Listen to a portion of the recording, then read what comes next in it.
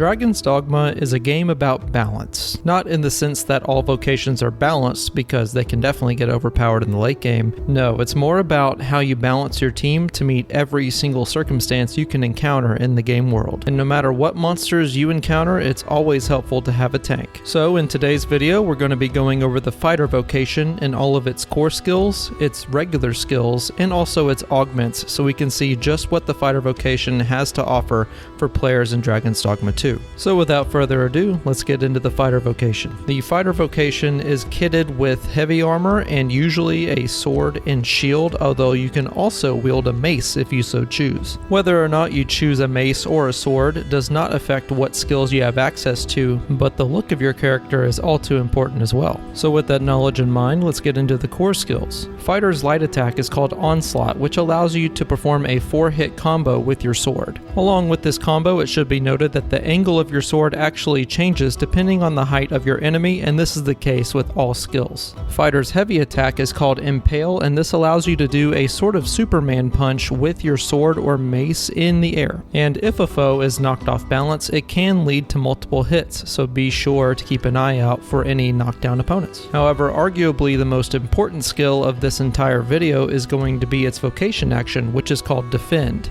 This simply allows you to raise up your shield and absorb damage. When an attack connects with your shield, you will lose stamina if the attack is not perfectly blocked, which we'll get into here in a second.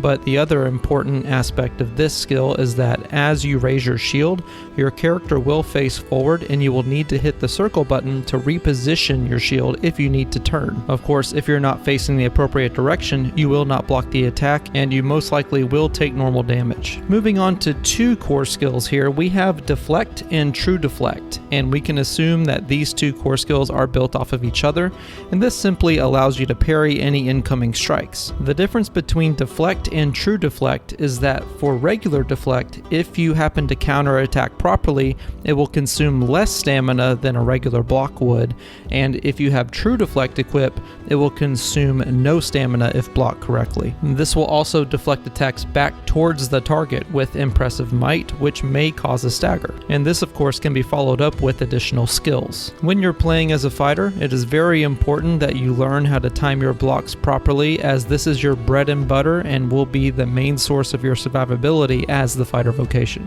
And lastly, for core skills, we have Tusk Toss, and this allows you to charge your light attack to then perform an upward arc with your blade, sending targets flying into the air. This will mostly work against smaller targets and is a great way to disrupt the flow of battle if you're faced with multiple enemies. So that does it for the core skills. These are probably the most important for the fighter vocation, but now let's get into the regular skills or your special abilities. The first skill that everyone knows about is the Blink Strike, which allows you to rush forward and stab in a forward direction. This attack in particular is very useful for knocking opponents off balance and is your main gap closer as the fighter vocation. It is a mainstay on any build you want to run with this vocation. And if Dragon's Dogma 1 is anything to go off of, this most likely can be comboed into itself. Next is Airward Slash, which will see the fighter jump into the air to gain increased height and then slash vertically with the sword. This obviously would be very useful against taller or flying opponents. Next is Shield Bash, which allows you to charge forward with your shield and knock targets off balance, or in the Goblin's case, send them flying. This of course is very useful for knocking opponents down and gaining the upper hand while raining down additional blows. Next is Compass Slash, which allows you to swing your sword in a 360-degree fashion, and this is useful against hordes of enemies if you happen to find yourself in one. It should be noted that in Dragon's Dogma 1, this was a great skill to have if you were already under attack, as it will animation cancel any staggers and immediately perform the skill. So in a lot of ways, if this carries over to Dragon's Dogma 2, it could be used as a get out of jail free card on the fighter vocation. Next is Springboard, and this is very similar to Ladder Launch from the warrior vocation.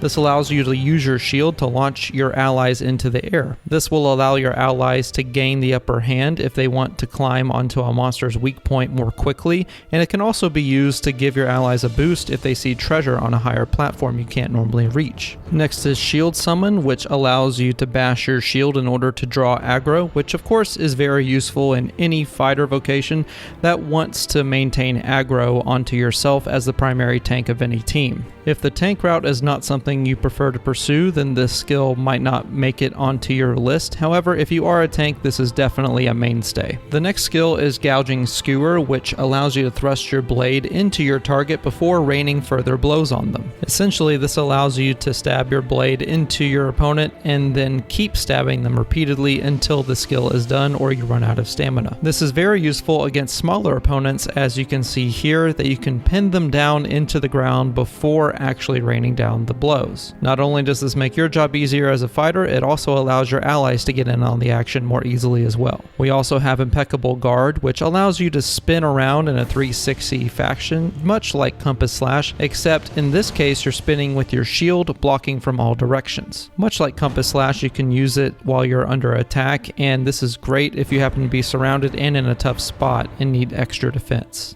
Next we have Hindsight Slash, which is this dodge roll looking animation here. Hindsight Slash is a move that allows you, of course, to step backward or roll backward before dealing a blow yourself. However, if an enemy attacks you while you're in the roll animation, this will allow you to perform increased damage, and it is a very damaging move if you happen to time it properly. If you do not time it properly, it doesn't do too much damage, however the knockback is obviously still there. Next we'll get into unconfirmed skill names. I believe that this one would be Counter Slash, and it seems like this will be similar to Hindsight Slash in that you'll activate the skill before an enemy tries to hit you to then perfect block and then counterattack. This seems to be similar to Masterful Kill from the Thief Vocation or Tidal Fury from the Warrior Vocation, where you put your shield up in a countering stance and then unleash a slash if an opponent happens to attack you. As there is limited footage, it is not currently known what happens if you mistime this ability. More to come on that in the future, I'm sure. The last skill I'll cover is one that has another unconfirmed name, although I do believe that this is a version of Dragon's Maw for Dragon's Dogma 2. In Dragon's Dogma 1, this allowed the user to unleash a swift, powerful, and broad-reaching onslaught. In Dragon's Dogma 1, you are immune to damage and actually invulnerable whenever this attack is going off, and it appears in this case in Dragon's Dogma 2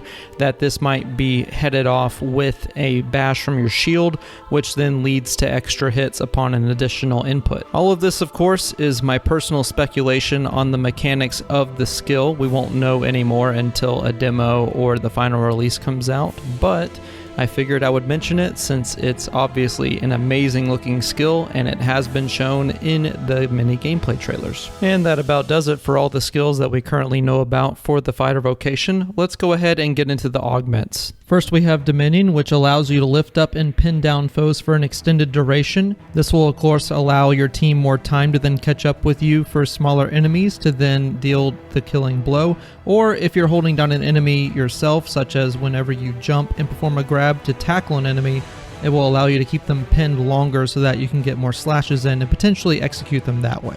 Next we have Diligence. This will hasten recovery whenever you are downed or crawling. Now the concept's very similar, but I think that it's slightly different. It will hasten recovery, meaning you won't be down or crawling for as long as you would be without the skill. So the goal of this skill obviously is to keep fighter in the action for longer, as you are going to be the primary tank and you need to be up at all times to block attacks for your team. Next we have Provocation, which is completely new to Dragon's Dogma. It increases the likelihood of being targeted by foes.